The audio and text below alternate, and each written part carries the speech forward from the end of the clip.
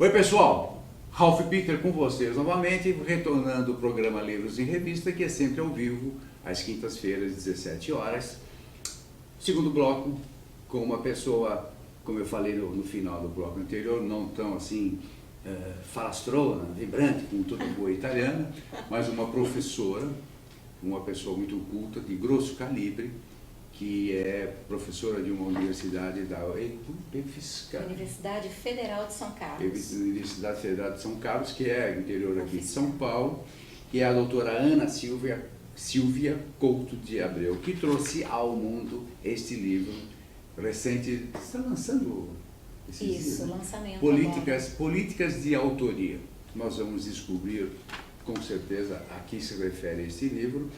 Antes eu quero novamente fazer uma solicitação ao meu ministro favorito, que é o Joaquim Barbosa. Joaquim, por favor, não deixe de perseguir o do dedinho. Sabe de que eu estou falando? O do dedinho, o barbudo, o chefe da gangue. Isso. Você conseguiu pegar alguns, agora pega o do dedinho, por gentileza. Não vai? Não. Ó, não se deixe solapar, por favor. O pessoal está tentando puxar o teu tapete, mas continue firme como você é. Eu tenho certeza que você vai conseguir enjaular este fascínio. Quero agradecer novamente a Maria Estela Guedes pelo portal que nos suporta em Portugal, que é o www.triplov.com. Dito isto, doutora, como vai? Tudo bem? Bem, muito obrigado por ter vindo, se deslocou de tão longe. Puxa vida, é uma honra para nós te receber, realmente. Não é sempre que temos artistas internacionais aqui. Eu agradeço a oportunidade, Ralph. Não, escuta, você tem um currículo fantástico. Olha só, professora do Departamento de Metodologia do Ensino, na Universidade Federal de São Carlos. Curso de Letras, você também ministra as suas aulas lá. Um detalhe, pessoal, apesar do título referir-se à política de direitos autorais ou políticas de autoria, ela não é advogada, diferente da nossa primeira convidada, da nossa amiga, que também é a Ana, mas o assunto é quase de direito, mas você não é advogada. Ela é advogada e escreveu um romance. Sim. Só aqui que pode acontecer um negócio desse. Bom, eu falei tudo que você faz ou falta alguma coisa? Bom, você fez uma boa síntese, reconheço. E é muito mais longo? Não muito mais longo, mas eu atuo no âmbito também de um curso de pós-graduação em Linguística, lá na UFSCar, no qual nós trabalhamos questões de linguagem e discurso, que eu acho bastante interessante, que me abre um espaço lá de conversa com os alunos, nessa direção do campo da autoria. Então, eu acho que isso também é bacana. Eu tenho, mudando um pouquinho só o polo, rapidinho, um parênteses pequeno. Como é que está hoje o aluno universitário? Há quanto tempo você ministra as suas aulas na universidade? Olha, eu sou docente há 30 anos, mas eu ministro aulas em universidades desde a década de 80, 85, mais ou menos. Puxa vida, é bastante tempo isso. Evolução do nível dos alunos. Você vê, houve uma melhoria no que tange aos conhecimentos. A internet favoreceu o procedimento deles com relação ao professor. O que quero dizer, o tete-a-tete. Sim. Mais respeito, em resumo. Melhorou, piorou muito? Como é que está? Olha, no campo em que eu atuo, que é o curso de letras especialmente, eu vejo que a questão do respeito se mantém de maneira igual, é uma relação forte, respeitosa e de valorização do profissional que é o professor, né? Que é um curso de licenciatura, então você está formando futuros professores. Então essa questão do respeito, eu vejo que ela se mantém. A questão da leitura, eu acho que a internet trouxe um favorecimento na possibilidade deles terem acesso a mais publicações, a mais textos de diversas ordens. Com custo quase zero, né? Exatamente. Embora na questão da produção escrita, independente da internet ou não, é o grande desafio no ensino superior, né? Você colocar o aluno nessa posição de autor, de verdade. Incitar os caras a escrever e abrir Exatamente. A cabeça, né? É o desafio mesmo recorrente. Bom, é a tua expertise. Tentamos nessa direção. Todo professor é um idealista, eu creio. Sim. Por mais que ele ganhe, Ele é um idealista nato, nasceu para isso. Bom, Exatamente. sem cenas de choro aqui, por favor. Não vamos lastimar, vamos né? Vamos pensar nas proposições. Lógico, vamos falar do teu livro. O que te motivou a encarar esse tema, política de autoria, que é tão polêmico? E por que políticas de autoria? Estou perguntando o significado do título do livro. Bom, nessa perspectiva aí que eu falei agora, que eu já sou docente há tantos anos e sempre nesse âmbito do ensino de língua portuguesa. Então, as questões de leitura, de escrita, sempre estão presentes para mim, e o questionamento nessa área de como fomentar mais isso, como fazer com que o aluno, nessa posição de autor, que eu faço uma parte para explicar o que eu entendo como posição de autor, né? Aquela pessoa que assume uma filiação, ela lê diversas coisas, ouve CDs, tem amizades com pessoas diversas, e ela mesmo às vezes, sem ter consciência absoluta disso, vai se filiando, vai tendo um posicionamento sobre o mundo, sobre as ideias que estão circulando. Uma tendência. Não é? Exatamente. O exemplo seria, o sem terra entra numa fazenda. Um vai dizer, os sem terra ocuparam a fazenda, o outro vai dizer, os sem terra invadiram a fazenda. Né? Então, entre dizer invadir ou ocupar, você indicia um posicionamento, você indicia uma filiação que você tem ideológica sobre o mundo, não é? E no ter esse posicionamento, você ter coragem de se responsabilizar por ele e expressá-lo. Isso é ser autor. Esse é um aspecto importante do processo da autoria, que eu venho já há muito tempo nas escolas, em cursos de formação inicial de professores, nas universidades, cursos de formação continuada também com professores, nessa lida de construir esse conceito de autoria, da pessoa se posicionar, ter coragem de se expressar e revelar os seus posicionamentos. Quer dizer, que cria um contexto, né? Exatamente. Quando ela tem essa filiação, que é no texto escrito, se evidencia nas citações, não é? Quando você põe uma epígrafe, um autor X, você está mostrando que você tem uma filiação a ele, né? Você tem princípios comuns. Quando você cita autores no seu texto, você está trazendo pessoas que também agregam um valor ao que você está escrevendo. Aquele seu texto. Pode ser até que você traga alguém que é contrário à sua posição, mas exatamente para você combater. Lógico, não é? Claro. Então, todo esse movimento aí, que é o processo da escrita, entendendo não como uma coisa só da ordem da técnica, né? Que ser autor não é simplesmente saber técnicas de escrita. É muito mais do que isso, né? Não basta saber regras de língua para você ser um autor. Né? Claro. Então, esse é o processo que a gente vem lidando há muito tempo, e mais recentemente, aí, em alguns projetos na universidade, a gente vem discutindo um pouco qual é o discurso que hoje está circulando em relação a direitos autorais no Brasil. Então, o nome do livro, Políticas de Autoria, ele veio tanto na direção de discutir, dentro desse campo educacional, o que está sendo feito hoje no Brasil em termos de educação à distância, em termos de ensino presencial, a questão do multilinguismo na web, o que está acontecendo. O que é multilinguismo? Me explica por A favor. possibilidade de diversas línguas poderem estar presentes com pesos semelhantes na rede. A gente sabe hoje que o inglês é a língua prototípica na rede, não é? Sim. E a língua portuguesa é uma língua que aparece, mas que não há tantos conteúdos assim em língua portuguesa, se a gente for fazer uma comparação mundial, né? Então, tanto que o MEC vem nesse sentido também propondo, agora em Salvador, agora na semana que vem, a gente vai a um evento chamado Cultura e Universidade, no qual vai ter um grupo para discutir recursos educacionais abertos, sendo um dos objetivos a construção de mais conteúdo na rede, com softwares, vídeos, programas que as pessoas possam baixar e saber sobre aquilo em língua portuguesa, né? Mas então, isso normalmente o site já não oferece, eles dizem, qual é o idioma que você quer? Pá, não é isso. Em alguns sites oferece isso, ele faz a tradução automática daquele site para a língua X. Mas a construção do conteúdo em língua portuguesa significa que eu vou estar colocando ali um posicionamento brasileiro. Não é diferente de ter uma tradução. Normalmente a tradução fria Isso. é um horror, não? Você não consegue. Então, que que é um Só conteúdo serve para de te outro direcionar. país, né? Só serve para te direcionar. Exatamente, que você tem um conteúdo de um outro país que você traduz para a língua portuguesa, isso é uma coisa. Agora, ter conteúdos construídos por nós, com a nossa língua, digamos, língua brasileira, Sim. é uma outra coisa, né? Que tem na rede isso circulando sim, mas não na dimensão que a gente imagina. Então, esses dois âmbitos, do campo educacional e do campo das questões de direitos autorais hoje, que eu tentei nesse livro unir esses dois aspectos e chamando isso de políticas de autoria no sentido que são projetos, programas, editais, ações que vêm ocorrendo no Brasil nessas direções aí de pensar a autoria, pensar o que é escrever hoje no Brasil, o que é ler, né? Porque como a Nilma Gonçalves Lacerda, uma poeta, dizia, né, que escrever e ler, na verdade, são os dois lados da mesma moeda, a moeda em que ela cunha os seus laços, né? Então, Bonito isso.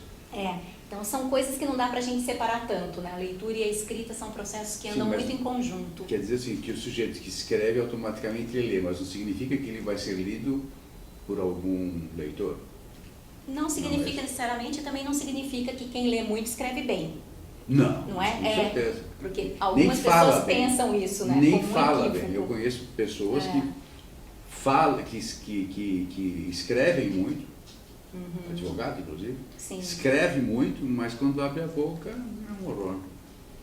É um fenômeno que eu não conheço. Eu creio até, atribuo até um fenômeno de problemas fonéticos. Mas é um horror. São processos muito diversos, né? Pois é. Por isso também. E é uma pessoa brasileira, não é que é um estrangeiro que veio para cá e tal. Aproveitando o ensejo, né, a nossa lei de direito autoral é condizente, você crê que ela seja condizente com o que nós estamos passando, ou ela ainda carece de melhorias, ou você acha que já está? É a lei 9.610? É a de 98. Não é isso? 9.610, de 98. Exato. Está caduquinha já? Não, porque eu digo caduco porque 98 ainda é recente, contemporâneo. sim. Mas como o nosso ritmo é muito violento em termos de derrubar paradigmas, né? Sim. Talvez já esteja caduco, já esteja precisando, carecendo de uma nova forma, de um novo teor, sei lá, o que você acha? Olha, as possibilidades que nós temos hoje de convergência tecnológica, não é? De interoperabilidade entre o que está na rede, o iPod, o MP3, enfim, todas essas questões hoje de acesso que a gente tem também em nossa casa, de fazer a reprodução de obras na nossa própria impressora, todos esses recursos tecnológicos... Até dinheiro você reproduz. Não, sobre isso eu não sei, Ralf. Eu não sei nada disso de dinheiro. Eu não quis saber por onde você anda, pelo amor de Deus. Bom, mas todos esses recursos, essa riqueza tecnológica com o avanço grande que nós tivemos nos últimos anos, realmente trouxe uma diferença na nossa prática de cotidiano que o jurídico não está mais representando. Claro que nós sabemos que o jurídico, quer dizer, a legislação, ela sempre está num timing diferente do real, porque o jurídico vem representar o real. É quase um reflexo da sociedade, né? Exato, só que essa representação nunca é no mesmo tempo. Então, a sociedade vai se transformando e aí há que se pensar novamente sobre o jurídico, como que está a legislação. Então, eu diria que hoje, pela análise que nós fizemos da legislação de 98, das propostas que na gestão do Gilberto Gil, ele chama os fóruns nacionais de direitos autorais, ele chama 6 fóruns, abre em vários estados e pessoas de instâncias diversas se encontram para rediscutir essa lei, né? Para começar uma rediscussão que já tinha sido em algum momento iniciada. E nessa discussão aí sobre essa lei de 98, se evidencia esse embate, que eu diria, discursivo entre aqueles que privilegiam o direito do autor e aqueles que privilegiam o direito da comunidade ao acesso a bens culturais. Sendo que hoje o que o MINC, pela minha interpretação, parece estar propondo, já na gestão do Gil e depois agora na gestão da Marta Suplicy, né, é um equilíbrio entre esses dois direitos que são legítimos. É evidente que há que se manter a proteção ao autor, a proteção da sua obra, da sua remuneração pelo seu trabalho. e há também que se abrir algum espaço, especialmente no campo educacional, para que as pessoas tenham mais acesso a esses bens construídos na sociedade, né, por esses autores. Então, pensar esse equilíbrio que é o grande desafio. Portanto, eu diria que a atual legislação está realmente já aquém do que deveria ser, não é? Porque, por exemplo, hoje é um crime a gente baixar alguma coisa na rede, né? Hoje, uma biblioteca fazer cópia das questões, dos livros, das suas obras e deixar isso virtualizado no acervo é um crime. Então, a nossa legislação ela é altamente restritiva nesses aspectos, né? Hoje, numa universidade pública, você copiar um livro para um aluno que precisa disso é um crime, não é? Então, há que se buscar outros mecanismos e acho que é nesse sentido... Uma maneira de descriminalizar isso. Exatamente. O desafio é esse que está posto e a discussão vem sendo grande desde 2006, né? Nesse sentido de como, sem perder a garantia do autor, abrir espaço também para esses benefícios coletivos. Eu acho que o e-book vai resolver isso. Porque, por exemplo, o teu livro, não precisa, é um exemplo que eu vou dar. Sim. Digamos que custe R$20. No e-book talvez custe 7. Então você reduz a necessidade de fraude, utilizando aqui um termo que a outra Ana sucedeu. Sei. Você reduz, porque você diminui tanto o valor do original, que não precisa fazer cópia, né? Todo mundo pode pagar, todo mundo pode ter acesso. Eu ia falar nessa perspectiva de quem é o todo mundo, né? Se a gente pensar no Brasil, que embora tenha esse imaginário do digital sempre presente, você tem ainda uma quantidade enorme de pessoas que não têm acesso, né? Então, esse é um desafio também político. Aquela série que te pergunta, eu tenho aqui, nós temos já pouco tempo, hein? Tá? Sim. Bom, você mais ou menos deixou claro que o Brasil se situa, pelo menos pretende se situar num ponto de equilíbrio com os demais países. Pela tua fala, eu acho que é por aí. O pessoal está empenhado em chegar junto, ou seja, não permitir que todos os outros países fraudem as nossas legislações e os nossos usuários não fraudem os demais. É mais ou menos por aí.